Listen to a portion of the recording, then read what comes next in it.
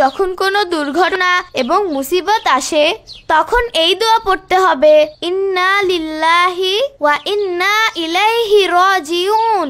আল্লাহুম্মা আজিরনি ফি মুসিবাতি ওয়াখলিফ লি খায়রুম মিনহা। আচ্ছা আপু, আমাকে এই দোয়া মুখস্থ করিয়ে দাও। ঠিক আছে, আজ রাতে আমি তোমাকে শিখাবো। কিন্তু আপু, এই দোয়ায় আমরা আল্লাহর কাছে কি বলি? এই দোয়ায় আমরা বলি, ইন্না লিল্লাহি ওয়া ইন্না ইলাইহি রাজিউন। নিশ্চয়ই আমরা আল্লাহর জন্য এবং তার কাছেই চলে যেতে হবে। আল্লাহুম্মা আজিরনি ফি মুসিবাতি ওয়াখলুফ লি খায়রুম মিনহা। হে আল্লাহ, আমাদের এই মুসিবত থেকে মুক্তি দাও এবং পরে ভালো ফলাফল দাও।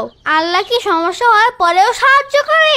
হ্যাঁ, যখন আমাদের কোনো সমস্যা হয় আর আমরা তাতে ধৈর্য ধারণ করি তখন আল্লাহ তার বিনিময় আরো বেশি উত্তম প্রতিদান দেন আর এই সমস্যার কারণে আমাদের ছোট গুনাহগুলো মাফ করে দেন। ওহ, তাহলে এই কথা। তাহলে তো আমি এই দোয়া সব সময় পড়বো। খুব ভালো আব্দুল বারী, চলো এখন বাসায় যাই। ঠিক আছে, চলো। কিন্তু আপু, এখন যে আমার ব্যথা লাগছে, ওর জন্য তো আমি দোয়া পড়িনি। তুমি কি আমাকে পড়াবে? হ্যাঁ অবশ্যই, আমার সাথে বলো, ইন্না লিল্লাহি ওয়া ইন্না ইলাইহি রাজিউন। আল্লাহুম্মা আজিরনি ফি মুসিবাতি ওয়াখলিফ লি খায়রুম মিনহা।